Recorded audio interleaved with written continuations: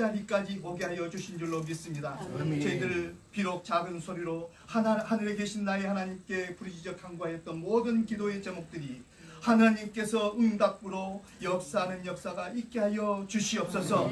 아버지 하나님, 이 한 시간에는 귀한 말씀 증가하실 우리 김기호 목사님에게 크신 능력으로 붙잡아 주시어서 하나님 귀한 말씀 증가하실 때에 하나님 기뻐하시고 저희들은 감사가 넘치는 복된 시간 되어질 수 있도록 우리 주님 역사하시고 축복하여 주시옵소서. 마칠 때까지 성삼위 하나님께서 함께하여 주실 줄로 믿사옵고 예수 그리스도의 귀하신 이름으로 감사하며 간절히 기도드리옵나이다. 아멘. 이 시간에는 몇 번 오셨죠? 올해는 처음으로 오셨습니다. 예전에는 많이 오셨지만 올해는 처음 오셨어요. 앞으로도 많이 오실 줄로 믿습니다. 김기호 목사님 나오실 때 할렐루야로 환영해 주시기를 바랍니다. 할렐루야. 할렐루야. 할렐루야. 아멘. 감사함을 드립니다. 자, 먼저 우리 나누어 드린 그 성경 개석 진단지 한번 봐주시기 바랍니다.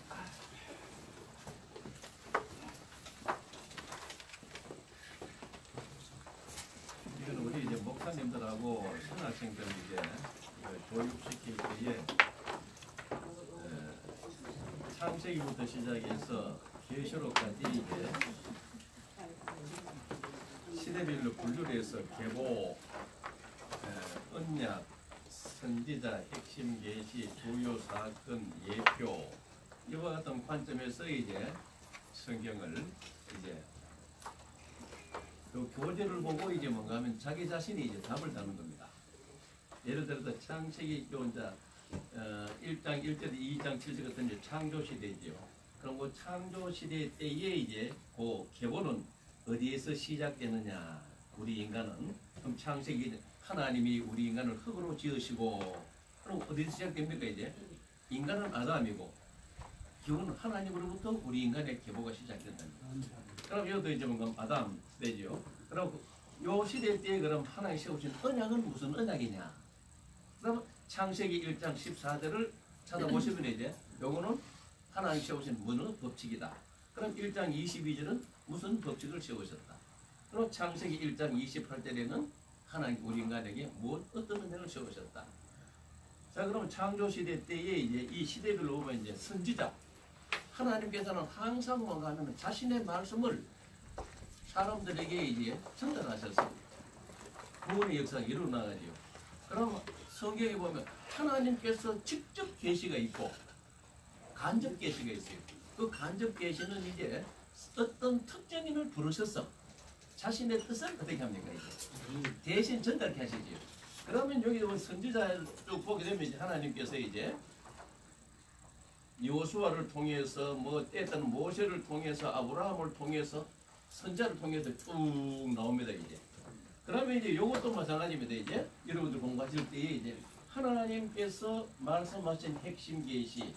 그러면 예를 들어서 뭔가 하면 죄로 인한 창세기 2장 8절에서 3장 24절은 이거 에덴 동산이죠. 그럼 요 하나님께서 이제 죄로 인한 심판에 계시는 요 말씀을 딱 읽게 되면은 하나님께서 죄로 인하여서 우리 인간에게 뭘 말씀하셨는가 딱 깨달을 수 있죠, 그죠? 그럼 뭐 하는 겁니다. 아, 여기에서 우리 인류와 관계된 죄의 심판이 기록이 되어 있구나. 그걸 뽑아서 이제 뭔가 기록하면 되는 겁니다. 그러면 이제 죄의 심판은 하나님 심판 계시가 나오고 죄로 인하여서 일어난 변화가 창세기 2장 8절에서 3장 24절 사이에서는 어떤 변화가 일어나느냐를 또 성경 찾아보면 되겠죠. 자, 그러면 또 예표라는 건 뭐냐? 구약의 사건과 인물의 특징에서 신약 시대 때 예수를 미리 보여주는 거예요. 그래서 이제 창세기 2장과 3장에 나타나는 예수를 미리 바라보는 거예요. 그럼 이것도 마찬가지입니다. 성경 지식이 많이 있는 분은 많은 것을 쓸 수 있어요. 예를 들어서 창세기 1장 1절부터 예표입니다. 1장에 태초에 하나님이 천지를 창조하시는 이거는 뭔가 하면은 신약 시대 때 예수께서 이미 새하늘과 새 땅을 창조하시는 것을 미리 보여주는 거예요. 그럼 1장 3절에 뭔가 하면은 하나님께서 빛을 창조하시고 이거는 우리 영을 창조하시기 위해서 생명의 빛 대신 예수를 이미 보내주실 것을 말씀하시는 거예요. 이것도 진리를 하는 사람은 1장 1절부터 시작해서 계시를 막 예표를 막 써나갑니다. 그러나 모르는 사람들은 묻습니다. 전혀 몰라요. 그래도 자기 자신을 갖다 보면 정확하게 뭔가 하면은 내 자신의 지식이 어느 정도까지 소비되는 이걸 알아야 됩니다. 이와 같이 이제 뭔가 하면 계시록까지 시대별을 분리해서 뭔가 하면은 다 쓰는 겁니다. 이렇게 할 때에 이제 뭔가 하면은 창세기부터 계시록까지 뭔가 하면 성경의 흐름이 머릿속에서 정리가 돼야 돼요. 목회자가 그렇습니다. 이 성경에 대한 개념이 정리가 안 되고서는 올바른 목회를 못합니다. 이건 제가 단언합니다. 단언해요. 성경의 정리가 딱 돼버리면은 하나님께서 그 적용의 능력을 갖다가 창세기에서 계시록까지 성령께서 필요 적절한 내용들을 갖다가 일깨워주세요. 적절한 교훈을 또 뽑아주세요. 그러나 성경의 맥이 흐르지 않기 때문에 이와 같은 건 하나의 부분적으로 설교를 갖다가 할 수밖에 없는 것입니다. 그래서 제가 여러분들이 참 시간이 있으면은 그렇습니다. 예를 들어서 한 서너 시간이라도 많은가 있으면은 이걸 들여가지고 그렇잖아요, 그죠? 가지고 아는 대로 부끄러우면 안 됩니다. 내 아는 그대로 하나님 말 그대로 드러내야 돼요. 알겠습니까? 그대로 부끄러움을 먼저 드러낼 때에 내 자신이 하나님 앞에 더 가까이 나아가야 되겠다. 내 자신의 부족함을 고백하고 하나님 내 지식 이밖에 안 됩니다. 열심을 주시옵소서. 이래야지 찾고 구하고 뚫리게 됩니다. 그래서 우리가 시간이 있으면 그렇습니다. 계보부터 시작해가지고 한번 쭉 서면서 그리고 뭔가 하면 언약도 창세기부터 시작해서 창세기에서 시작된 언약이 계시록에서 최후 완성이 되는 겁니다. 그럼 이 언약도 전개 과정을 이해를 하셔야 돼요. 이해. 네, 그러기 위해서는 이제 일일이 찾아보면서 우리가 공부를 하면서 이렇게 하면은 이제 아주 큰 유익이 됩니다. 사실 제가 여기 와서 뭐 30분, 20분 이 설명해가지고는 사실 여러분들에게 참 온전한 지식을 제가 이제 충족을 시키지를 못합니다. 그래서 여러분 이제 집에 가셔서 다 해보시고 아마 이제 아는 거는 아는 그대로 모르는 거는 모르는 대로 한번 해보시고 여러분들이 좀 가면 그 답변을 여기서 잘 이해가 안 되는 부분은 우리 목사님한테 요금 여기 보면 강사용이 있고 여러분의 들은 진단지 요거는 강사용이에요. 그래 목사님한테 이제 강사용을 들었어요. 잘 모르는 거 있으면 누구한테 물으면 되겠습니까? 서치선 목사님. 네, 제가 이게 없어서 안 들은 것이 아니고 이걸 드리고 나니까 아예 공부를 안 해요. 경험상 공부를 안 해요. 그런데 몰라야 해서 자꾸 뭔가 하면 찾고 그 두드립니다. 그래 여러분 하시다가 의심나는 게 있으시면은 목사님한테 물으시면은 목사님께서 이제 친절히 답변해 주실 것입니다. 사실 이게 나온 지가 언제부터 나왔어요? 이게 오래됐습니다. 그리고 뭐 완전히 창작품이니까 어디 뭐 아니, 기준이 예. 있었어요? 100% 창작품입니다. 아 그래. 예. 뭐 다른 데서 여러분들이 구경도 보여드릴 겁니다. 이거 한데 얼마 걸렸어요? 7천. 이게 이제 왜냐하면은 그렇습니다. 이게 뭔가 하면 이게 요거 단순한 요거 가지고는 안 되고 목사님 우리 제가 들은 게 있죠. 한 번에 13번 있죠. 네. 그것이 뭔가 하면은 테마별로 다 계산된 그 모든 것이 이제 뭔가 머릿속에 입력이 됐을 때에 이걸 갖다가 뭔가 하면 정리하게 되는 겁니다. 예. 이걸 하기 때 삼위일체 유의신 예. 그러니까 창조할 때 예수님도 성령도 같이 했다는 것을 그 하나님 한 창조주만 하는 게 아니라 예. 삼위일체를 같이 한 그렇지 거죠. 그렇지. 그거에 대한 얘기를 모르고 있어요. 예. 이게 창조 하나님, 구속이 하나님, 옳지, 옳지, 옳지. 성령이 하나님. 그것도 우리가 그것도 뭔가 하면 세 가지로 교재가 뭔가 하면 세 개를 또 선언이 또 있어요. 이 창세기 3일체 하나님께서 창세기부터 역사하시는 게 있잖아요. 또 그 교제가 별도로 돼 있어요. 이게 처음에 읽으면 그냥 창조는 하나님 혼자 했고 예. 구성은 예수님 혼자 하고 모여서 성령 하나님과 예수님 함께해서 성령 보내는 혼자 하는 게 분리를 해준단 말이에요. 예. 3분절에 보면 분리는 3분 하지만 유일심이 오지 않는 거잖아. 그걸 저거 이거 하면서 그것도 하나 주면 좋겠네. 뭐다 얼미리 집에서 못 잡아보게. 예. 근데 지금 여기 시리즈가 12번으로 돼 있는데요. 네? 이 시리즈가 지금 12번으로 돼 있거든요. 예, 예. 그럼 이것이 따로 시리즈가 1수부터 계속 나오는 겁니까? 네, 그렇죠. 또 별도로 또 그 나오는 게 또 있고, 이 12개 이제. 이 시리즈로 나오는 것이 계속 따로 있다는 그 얘기죠. 그렇죠. 1분부터 이제 10, 12번이죠. 예전에 13번까지 계속 이제 시리즈 거고. 예전에 13번까지 있던 예, 거 예, 예. 그거 하고 그게 이제 연속되는 게 이제. 별개다 이거죠. 예, 그렇죠. 요거 별거지 이제. 예. 그게 알고 계시는 거지. 6년 됐네. 그래, 우리가 좀 실제적인 좀 이제 목회 사역에 이제 유익을 주는 이런 이제 시간들이 사실 필요로 합니다. 그럼 앞으로 이제 목사님하고 제가 한번 상의를 해서 여러분 목회에 실제적으로 도움을 줄 수 있는 그런 이제 시간들이 허용이 되면은 제가 이제 중국하고 한국에서 또 나름대로 또 사역한 게 있으니까 이렇게 조합을 해서 한번 이제 상의하도록 한번 해보겠습니다. 자, 한번 기도 드리시고 말씀 듣도록 하겠습니다. 자비하신 하나님, 봉독하신 말씀을 가지고 중보자 엘리에셀의 자세를 통해서 이 시대에 그리스도의 중보자로 보내심을 받은 저희들의 자세를 뒤돌아보기를 원합니다. 주님께서 엘리에셀을 통해서 우리 자신의 모습을 바라보게 하셨사오니 오늘 우리 자신의 모습을 진솔하게 바라보면서 잘못되어진 것 고치게 하시고 하나님 앞에 엘리에셀처럼 쓰임받는 중보자의 사역을 감당할 수 있도록 복된 길로 인도해 주옵소서. 아멘. 예수 그리스도의 이름으로 기도드리옵나이다. 네. 아멘. 자, 이 창세기 24장은 아브라함의 종 엘리에셀이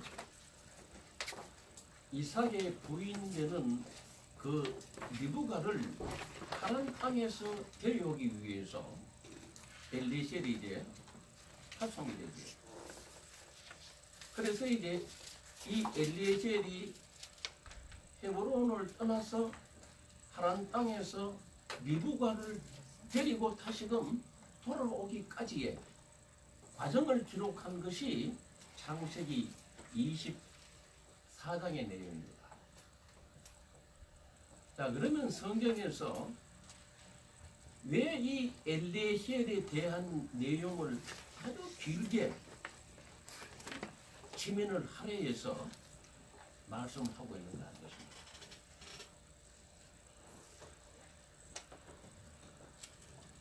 이 엘리에셀은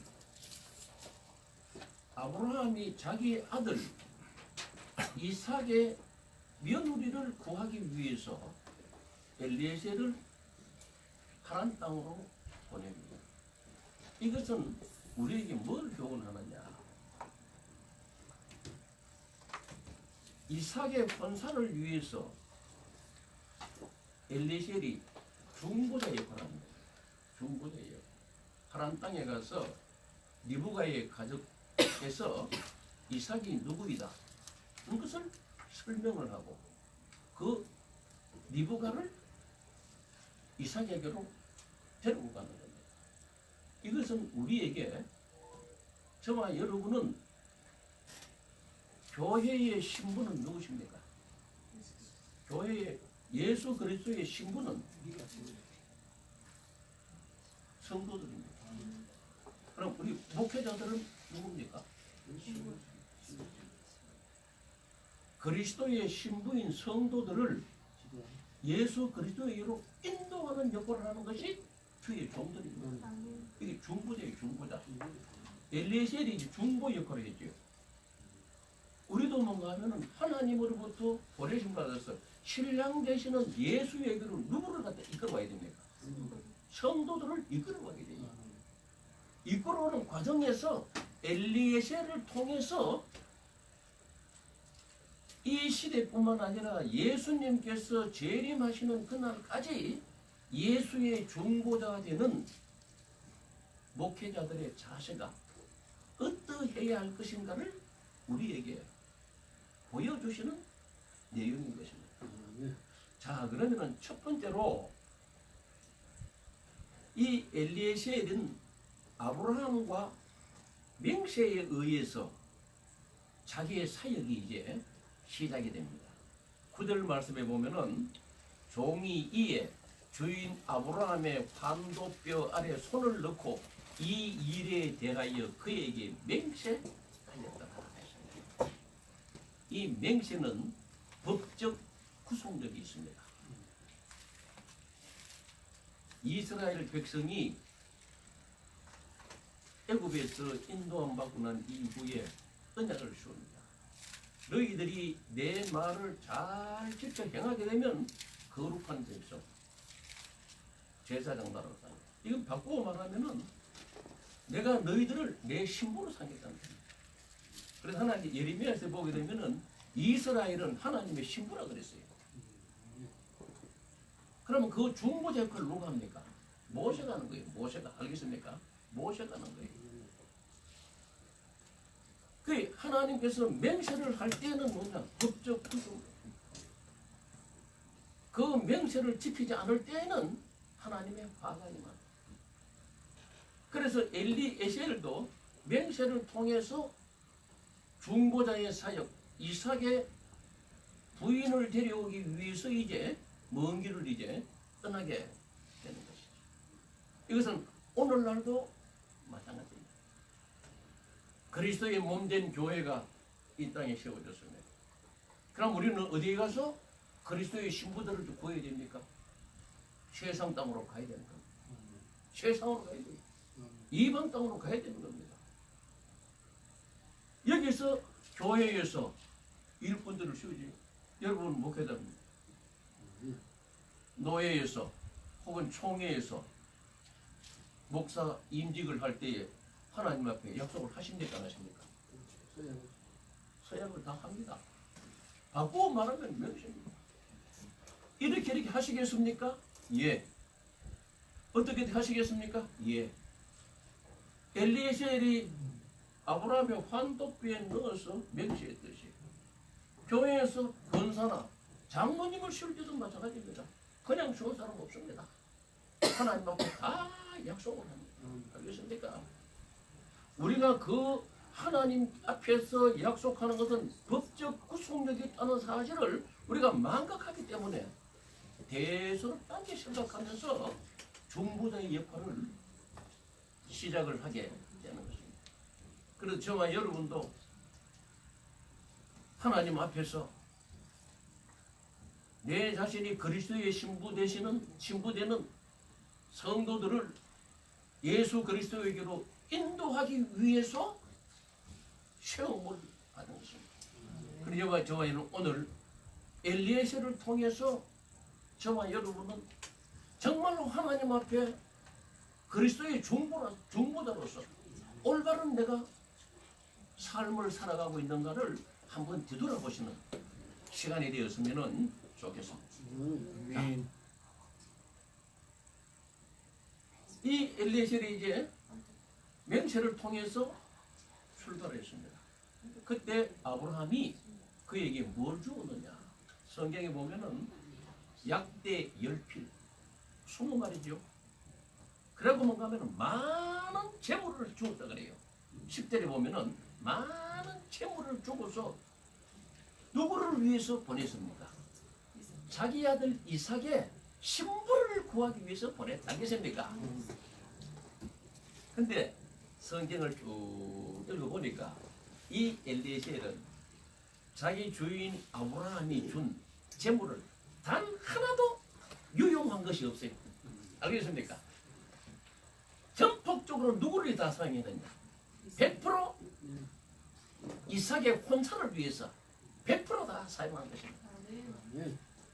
여러분, 그 당시에는 교통이 불편합니다. 몇 달을 걸려서 먼 길을 가는데 그 재물을 가지고 빠이빠이 하고 도망갈 수도 있습니다. 알겠습니까? 자기 재물로 삼을 수 있어요. 강도 만났습니다. 할 수 있어요. 중간에 죽었습니다. 할 수 있습니다. 자기 재물 적당하게 취해놔도 아브라함이 알 길이 없습니다. 근데 성경에 보게 되니까 엘리에셀은 그 많은 재물을 단 하나도 자기 이익을 위해서 사용 것이 없어요. 100% 누굴 위해 다 사용합니다. 아브라함의 아들 이삭을 위해서 다 사용합니다. 이것은 오늘 신약시대 때에 뭘 넣냐면 하나님께서 그리스도의 신부되는 성도들을 중보하기 위해서 오늘날 저와 여러분에게 많은 은사와 하나님의 능력을 우리에게 맡겨주시다. 알겠습니까? 이걸 맡겨주시다. 그래 고린도서 12장에 보면은 많은 은사가 나옵니다. 그러면 예수께서 떠나시면서 내가 너희들에게 귀신을 쫓는 표적과 방언과 병 고치는 자에게 손을 나게 되는 표적을 주십니다. 그리고 많은 재물을 받았듯이 우리가 주를 위해서 헌신할 때 하나님께서는 하늘과 땅의 신령한 복을 또 채워주십니다. 그런데 엘리에셀은 처음부터 시작해 그 아브라함의 뜻을 이룰 수는 있느냐 없느냐 결과가 달라지는 것입니다. 아브라함이 충성할 때에 아브라함이 맡겨준 그 종들도 이삭을 위해서 헌신의 삶을 온전한 헌신의 삶을 살아가고 있습니다. 그러나 엘리에셀 한 사람이 옆길로 갈 때에는 그 밑에 주어진 재물이나 이 모든 것들은 어디로 쓰여집니까? 그릇되어진 중보자를 위해서 중보자 엘리에셀을 위해서 사용될 수밖에 없는 것입니다. 그래서 성경에서는 24장에서는 이 엘리에셀에 대한 뭔가 기사를 이렇게 세밀하고 길게 사용하고 있는 것입니다. 세 번째로 엘리에셀은 오직 그는 자기의 주인된 하나님과 아브라함과 이삭의 영광만을 드러내었더라. 그래서 34절에 보면은 그가 이제 하나님 땅에 도착했지요. 리브가를 만났습니다. 그 리브가에 이제 뭔가 하면은 오라비와 그 가정의 이제 가족들을 만나서 자기를 소개했는데 자기는 소개 안 합니다. 나는 누구인가? 어떻게 34절 나는 아브라함의 종입니다. 그리고 36절에 보면은 그 모든 소유를 그 아들에게 주었나이다. 엘리에셀은 자기가 하란 땅에 온 그 목적이 뭐냐? 아브라함의 아들 이삭을 혼사를 성취시키기 위해서 그것 때문에 온 거예요. 그래 그것을 이제 그 리브가의 가정에 설명을 하면서 누구의 영광을 드러내느냐? 아브라함은 어떤 사람인데 하나님의 축복을 받아서 큰 재산, 엄청난 재물을 갖고 있습니다. 그런데 그 아브라함이 하나밖에 없는 아들을 위해서 그 모든 재산을 갖다가 다 물려주었습니다. 이 혼사를 성립시키기 위해서 뭔가 하면 누구의 자랑만 하느냐? 아브라함의 자랑, 이삭의 자랑만 하는 거예요. 그래 이거는 이 시대에 뭘로 보면 저와 여러분은 그리스도의 신부를 구해서 예수님과 혼사시키기 위해서 버림받은 중보자들입니다. 그러면 저와 여러분은 세상에 나서 누구를 전해야 됩니까? 내가 섬기는 하나님은 창조주 하나님이시여, 모든 것에 부요한 하나님이시여, 아멘. 우리 인간의 죄를 졌을 때 참 독자 아들 예수를 보내신 하나님이시여, 아멘. 그 예수께서 세상에 오서 우리의 죄를 십자가에서 죽으시고 보내십니다. 누구만 전해야 됩니까? 하나님과 아들 되는 예수만 증거해 알겠습니까? 아멘. 그것만 증거해야 돼.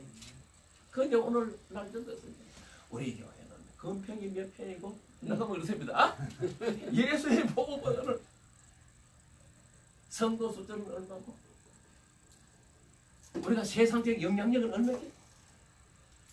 하나님의 능력과 예수가 누구인가를 정하기보다 엘리에셀 자기와 관계된 문제,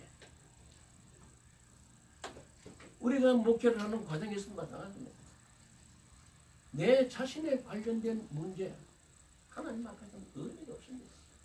엘리에셀은 자기에 관해서 나는 아브라함의 종인이다. 종인이다. 내가 온 목적은 오직 이삭의 혼인을 위해서 온 것입니다. 그 이외에는 뭔가 하면 다른 말은 하지 않습니다. 오늘날도 저와 여러분도 그리스도의 중보자로서 엘리에셀의 모습을 통해서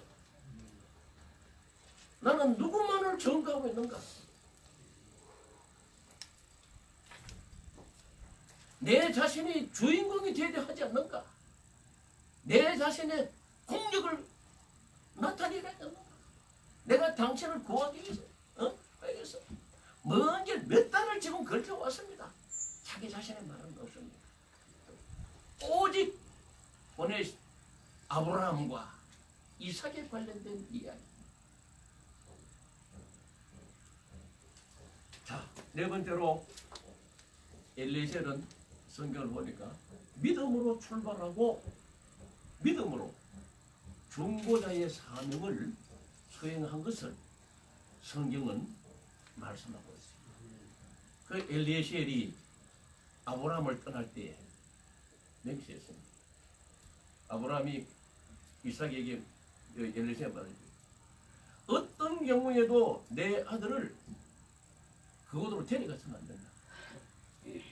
그 신부를 이삭에게로 데려가야 된다. 그때 이거는 한도 빼주고 맹세를 했습니다. 이거는 바로 뭐냐? 그러고 뭔가 하면 그가 믿음으로 출발하는 거예요. 알겠습니까? 그럼 여기서 중요한 것은 뭔가 하면은 엘리에셀이 늙은 종이었다고 그랬어요. 이 늙은 종이었다는 뭔가 하면 아브라함과 한 생애를 같이 있다. 알겠습니까? 같이 있다. 그래 이 엘리에셀이 누구의 믿음을 본받아 있습니다. 이 엘리에셀이 성경에 보게 되면은 이삭과 이스마엘이 태어나기 이전에 아브라함이 하나님의 약속이 너무 지루해서 엘리에셀을 상속자로 삼으려는 기사를 여러분 기억하시죠? 그럼 이건 뭘 의미합니까? 엘리에셀이 아브라함과 함께 오랜 세월 아브라함의 종으로 있었다는 것입니다. 그러면 그 자기 주인의 믿음을 알겠습니까? 모르겠습니까? 다 알죠. 알겠습니까? 갈대아 우르 땅에서 믿음으로 출발한 것. 아브라함이 살아온 과정 너무나 잘 압니다. 그러면서 그 이삭이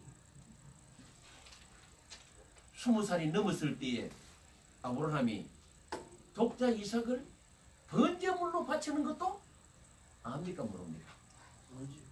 아는 거예요. 알겠습니까? 그래 자기 주인의 믿음이 어떤가를 엘리에셀은 너무 잘 아는 거예요. 그래 그가 이제 뭔가 하면 맹세할 때도 뭘 맹세하겠습니까? 마음속에 그렇겠죠. 나도 주인님의 믿음을 따라서 어떤 경우에도 주인님의 말씀을 지키겠습니다. 알겠습니까? 주인님께서 믿음으로 할 때에 하나님께서 이삭을 대신하여서 양을 주신 것도 내가 봤습니다. 이걸 난 믿습니다. 이 믿음을 가지고 출발하는 거예요. 그런데 하나님이 가서 보니까 꿈이 있습니다. 믿음으로 출발하는 그가 믿음으로 기도하는 겁니다. 하나님, 내가 여기서 기도할 때에 천혜가 오게 되면은 나를 위해서 먼저 물을 마시게 하라 그러고, 내가 말을 한다고 내가 지니고 있는 약대들에게 물을 마시면 그가 하나님께서 예비하신 짝으로 내 생각가 있습니다. 믿음으로 출발하고 현지 와서 뭔가 믿음으로 기도합니다. 알겠습니다. 믿음으로 기도할 때 기도가 끝나자마자 누구냐? 리브가가 물통을 찍어서 가면 옵니다. 그 리브에게 보면 나를 위해서 물을 좀 마시게 해라. 물을 또. 내 약대에게 말도 하기 전에 걔가 뭔가는 리브가가 당신의 약대에게 되면 물을 마시게 합니다. 이것은 우리에게 뭘 의미하느냐? 중보자 되는 우리 목회자들은 뭔가는 하나님과 언약의 맹세를 했습니다. 언약의 맹세. 죽든지 살든지 내가 주의 영광을 위해 살겠다고 약속을 했습니다. 그러면 믿음으로 출발했으면 믿음의 삶을 우리가 살아야 돼요. 어떤 시련이나 환란이나 풍파가 밀려온다 할지라도 오직 의인은 믿음으로 말미암아 살아요. 아멘. 이 믿음에 출발해서 믿음으로 내가 살아갈 때에 누가 책임져 주냐? 하나님께서 책임져 주신다는 사실. 이것이 우리 중보자들에게 세우시는 하나님의 영적인 법칙입니다. 영적인 법칙입니다. 자연계의 법칙이 있습니다. 자연계에 우리가 법칙을 떠나서는 일상생활의 영역에서 성공적인 삶을 살아갈 수가 없습니다. 내가 믿든 안 믿든 간에 우리는 자연계의 법칙에 순응해야 됩니다. 순응할 때에 자연계에 세우신 하나님의 그 복을 누릴 수가 있죠. 그래서 영적 세계도 마찬가지인 것입니다. 영적인 법칙이 있어요. 영적인 법칙. 이 법칙 속으로 저와 여러분은 들어가야 됩니다. 아멘. 들어가야 돼요. 엘리에셀처럼 들어가야 돼요. 엘리에셀이 믿음으로 출발하고 믿음으로 기도했을 때에 하나님께서 표적을 체험케 하십니다. 신약 성경에서는 예수께서 오셔서 어떤 사람이 구원을 받고 어떤 사람이 하나님의 축복을 누린가를 믿음을 통해서 보여주시는 겁니다. 이 엘리에셀의 믿음은 누구에게서 나왔습니까? 아브라함에게서 나왔습니다. 오늘날 저와 여러분은 어디서 나와야 됩니까? 아브라함은 하나님을 상징합니다. 이삭은 예수를 상징합니다. 그러면 우리는 하나님의 부름을 받았지요? 중보자로 시험을 받았습니다. 우리의 믿음이 어디서 나와야 되겠습니까? 하나님 주신 은혜의 선물이 돼요. 에베소서 2장 8절에서는 너희가 그 믿음으로 말미암아 구원을 받았다. 그건 하나님 주신 은혜의 선물이 됐습니다. 엘리에셀의 믿음도 뭔가 아브라함으로부터 전송되어진 믿음인 것입니다. 저와 여러분도 주의 사역을 감당할 때에 이 하나님 주신 은혜의 선물이 믿음을 가지고 어떻게 합니까? 출발해야 됩니다. 출발해야 됩니다. 그래 할 때에 어떤 사건의 현장 속에서 우리가 믿음으로 하나님 앞에 구할 때에 하나님께서 기사와 때에 따라 표적을 우리에게 보여주시는 겁니다. 그때 우리가 믿음으로 역사할 때에 네 믿음대로 될지어다. 아멘. 우리도 이 엘리에셀처럼 믿음으로 하나님의 표적을 구할 때에 하나님께서 우리의 믿음이 하나님 앞에 상달되어지고 인정될 때에 하나님께서 은혜를 베풀어 주시는 것입니다. 많은 사람이 이론적 지식으로 신앙생활을 이루어 나아가려고 합니다. 자기의 생각과 방법으로 하나님의 뜻을 이루어주는 사람들이 많이 있습니다. 일시적으로는 되는 것 같지만은 하나님께서 함께 하시지 않습니다. 그래서 바울은 로마 교회 성도들에게 오직 의인은 믿음으로 말미암아 살리라. 그래서 저와 여러분도 중보자 엘리야를 통해서 하나님께서 질문하십니다. 너희들의 믿음이 어디 있느냐? 너희들이 나의 아들 예수의 신부를 구하기 위해서 세상으로 보내지 않았느냐? 너희들이 내가 보낸 그 현지에서 나의 준 믿음으로 내 아들의 신부를 구하기 위해서 찾고 구하고 두드리느냐? 이것을 우리에게 질문하고 계시는 것입니다. 근데 엘레시엘도 마찬가지입니다. 인간적 방법으로 리브가를 구할 수 있었겠지요. 그러나 그런 것은 인간적 생각은 완전 틀려.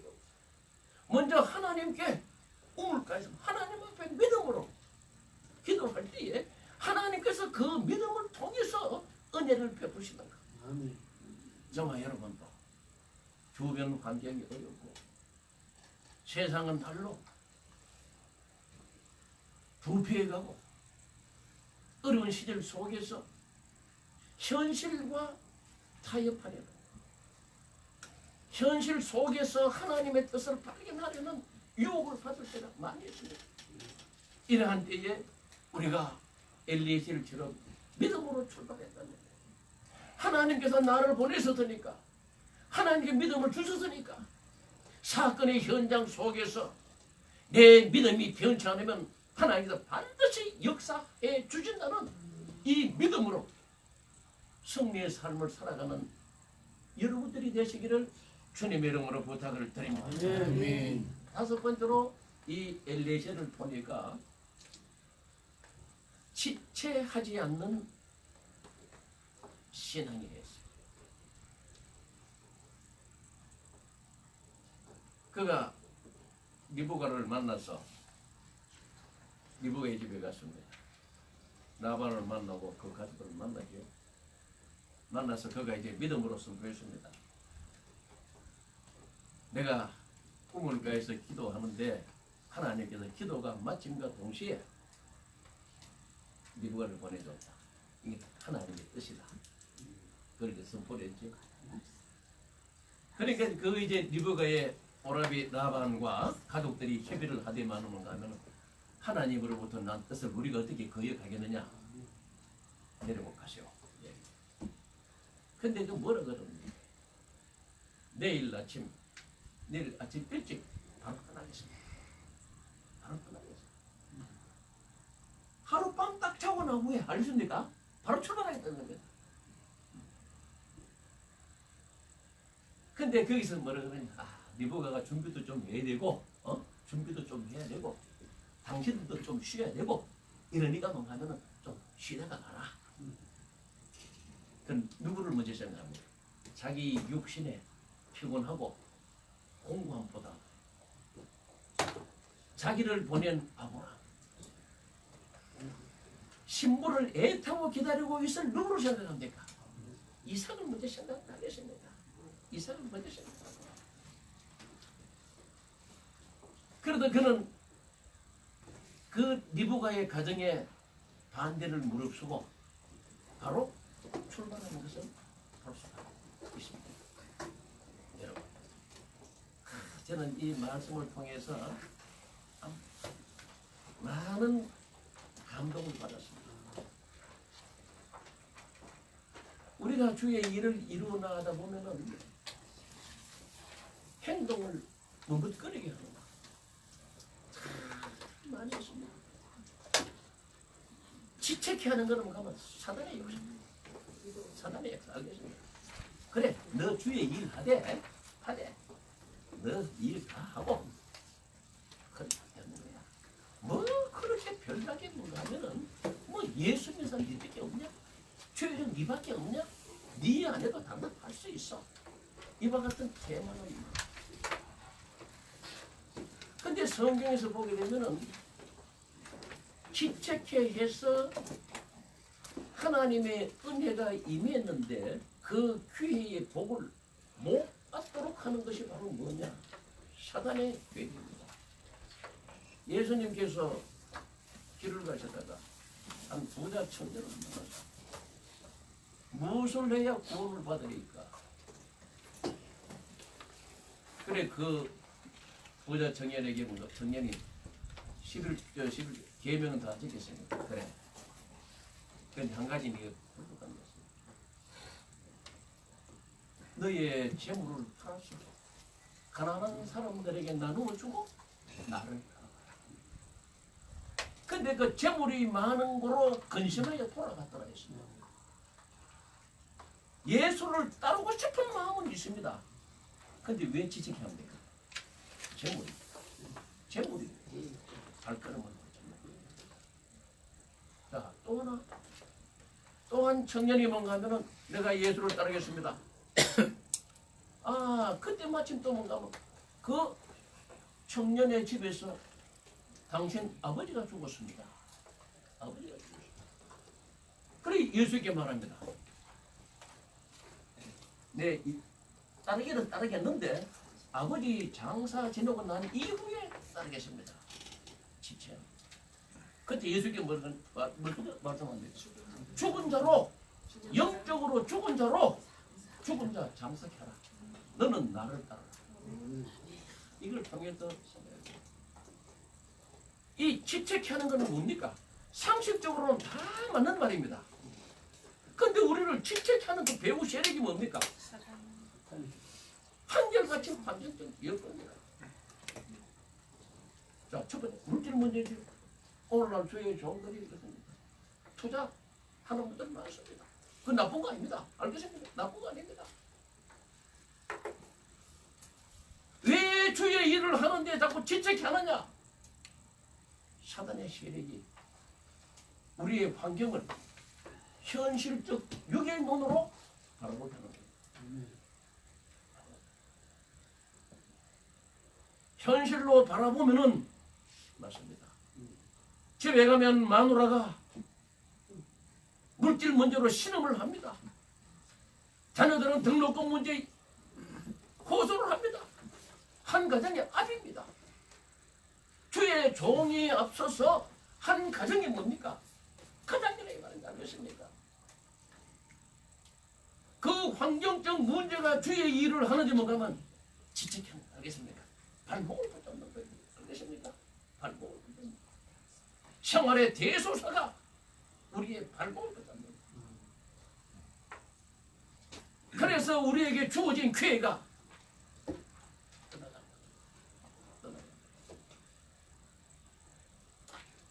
제가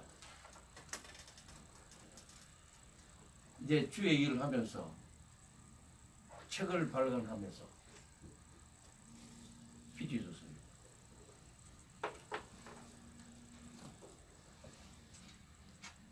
IMF 당시인데 오기 전에는 계획대로 가면 이자도 넣고 원금이 갚여서 상황이 되었는데 갑자기 IMF가 왔어요. 금리가 갚을 때 갚을 방법이 없어요. 결국은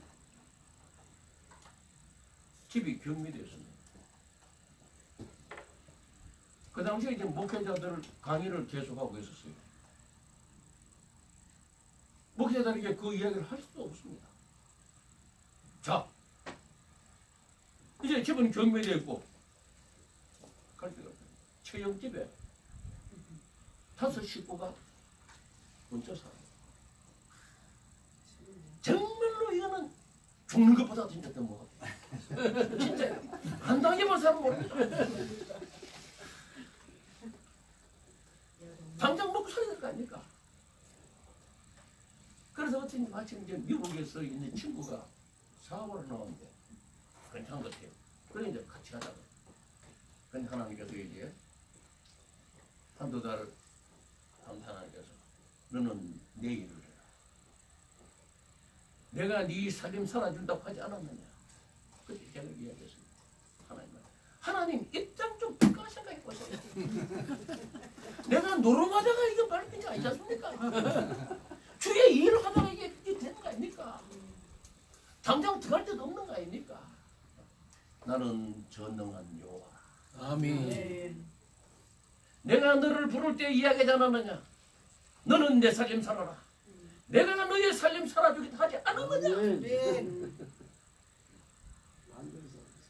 그 말씀을 알면서도 뭔가면 냉엄한 현실은 무시할 수가 없습니다. 학교 다닐 애들은 학교도 못 가고 앉아있죠. 그러면서도 자꾸 세상에 기울어립니다. 근데 그 내 마음속에 하나 있는 거야. 네가 계속 불순종하면 네 생명을 거둬간다는 그런 하나님의 결단이었습니다. 하나님 알았습니다.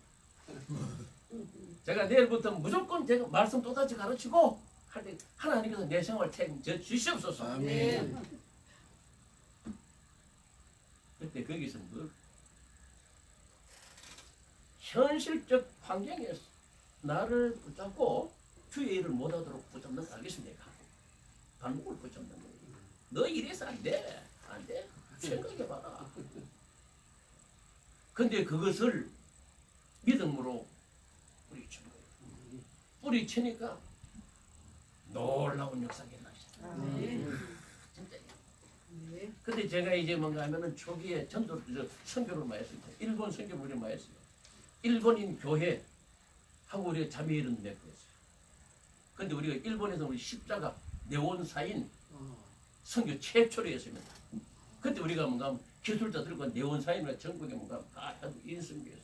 그러니 그 당시에 뭔가 하면은 일본 목사님들이 뭔가 하면 감사한 마음을 갖고 있어요. 근데 하나님께서 뭔가 하면은 순종을 하니까 어떤 역사가 일어나게 돼요. 저는 상상도 못한 일. 그럼 내가 아는 이제 일본인 목사님이 필리핀을 가다가 비행기가 이상해서 가지고 한국에 뭔가 머무르게 됐는데 그래서 뭐 가지고 전화 와서 목사님 좀 만납시다. 그래 나갔지. 그 목사님 제 행동 전혀 모릅니다. 그래 목사님 나오실 때 아니면 세 분 같이 좀 들고 나오셔. 그래 같이 나갔어요. 야, 그래 목사님 뭐라는 거? 야, 너희들 지금 뭐하니? 지금 공부 준비하고 있어. 그래. 내 필리핀 갔다가 들어가서 너네들 경비하고 접비 다 해줄 때가 너희들 일본 가더라. 내가 너네들 대학 졸업할 때까지 공부 다 시켜주겠다. 알겠습니까? 애들한테 하는 게 소망을 주십니다. 알겠습니까? 그 실제 그분이 가서 뭔가 하는가 하면 돈을 보내는 거 알겠습니까? 비행기 표하고 다 보내왔는 거. 그래 거기서 뭔가 하면 너네들 뭔가 여기서 공부다 해. 순종을 하니까 사람이 알지 못하는 넓고 광활한 길로 주께서 인도해 주십니다.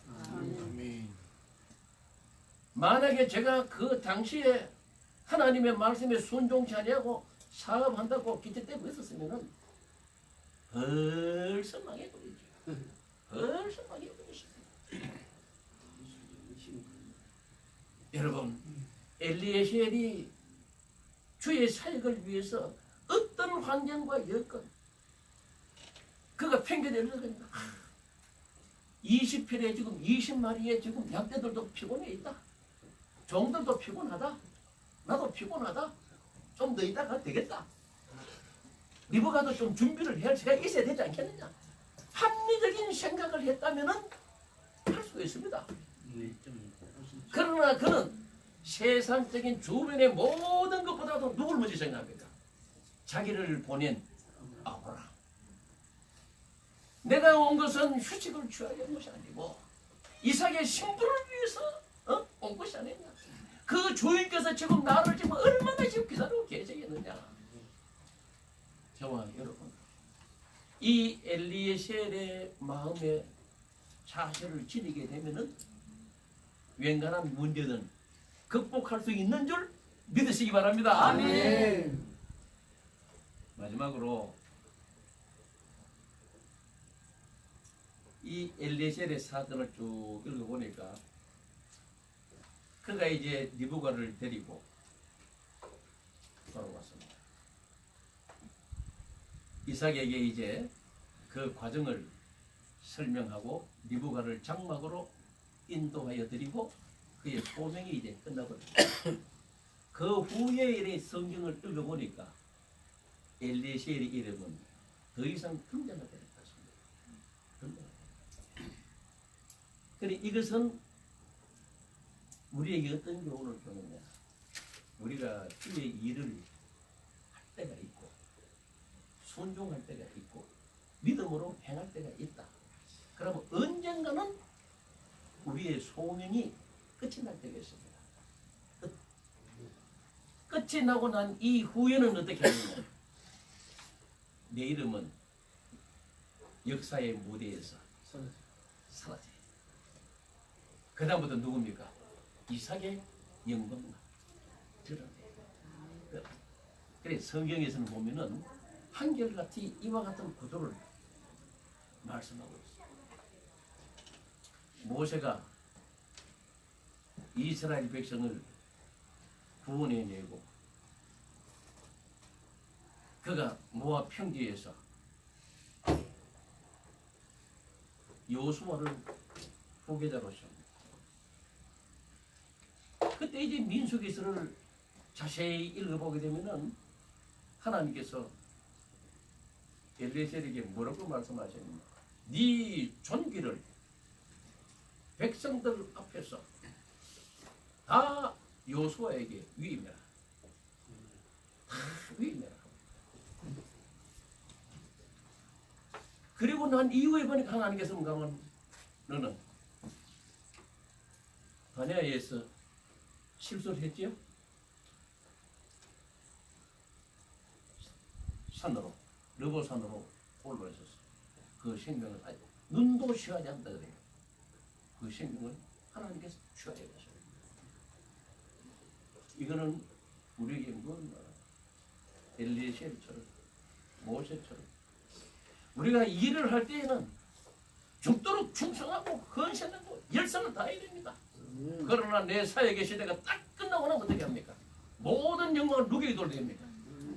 하나님께 다 돌립니다. 알겠습니다.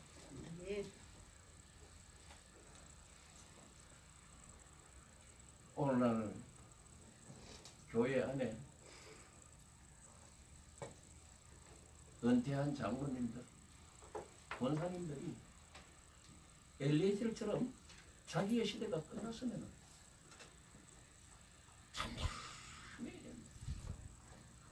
목사님들도 마찬가지입니다. 은퇴를 했으면 성경에 있는 그대로 내 시대가 끝났으면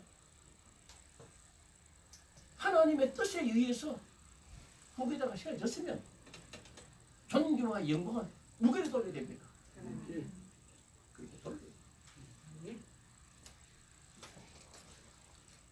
지속적인 내 자신의 영향력을 드러내려 할 때에 문제가 발생되죠. 어려움을 초래하는 거죠.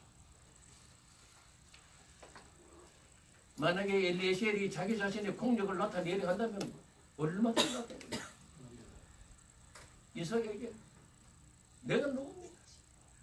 당신 아버지하고 내가 평생 동행한 사람이야. 내가 모든 고난 다 감수하고 먼 곳에 가서 당신한테 구원한 사람이야. 자기의 존재 가치는 인정받으라 그랬습니다. 그러나 엘리에셀은 모든 것을 다 해야 합니다. 다 아브라함과 이삭에게 영광을 돌립니다. 자기 자신의 이름은 역사 속에서 사라져갑니다. 물론 이것이 힘듭니다. 십자가에서 우리에게 이렇게 대속하신 예수 그리스도 말은 쉽지만은 그 하나님 자신이 인간의 육신을 입고 오셔서 죽으신다는 것. 저와 여러분도 엘리에셀에 관련 계산은 읽기는 쉽고 듣기는 쉽습니다. 그러나 그 엘리에셀처럼 하나님 앞에 중보자가 없습니다. 나는 아브라함의 종이니 이삭은 아브라함의 아들로서 모든 영광을 이삭에게 다 물려주었습니다. 다 물려주었습니다. 오늘 이 본문 말씀을 통해서 저와 여러분은 이 시대에 부름받은 엘리에셀들입니다. 엘리에셀들. 나는 엘리에셀의 길을 걸어가고 있는 거다. 나는 엘리에셀을 통해서 내 마음에 끓이기만 문제는 무엇인가? 이와 같은 말씀들을 되새겨 보면서 그리스도의 형상 회복의 역사가 일어나기를 주님의 이름으로 부탁을 드립니다. 자비하신 하나님, 오늘 중보자 엘리에셀을 통해서 이 시대에 주시는 교훈의 말씀을 참고해 보았습니다. 각인의 심령 속에 역사하시는 주의 성령님께서 각인에게 필요한 은혜를 공급해 주신 줄 믿습니다. 깨닫는 것만으로 끝나지 말게 하시고 생활 속에 엘리에셀과 같은 헌신의 삶을 살아갈 수 있는 우리 모두가 되게 하여 주시옵소서. 그리하여 주의 나라가 강림하는 그날에 잘했다 칭찬받는 우리 모두가 되게 하여 주옵소서. 아멘. 예수 그리스도의 이름으로 기도드리옵나이다. 수고했습니다. 자, 네,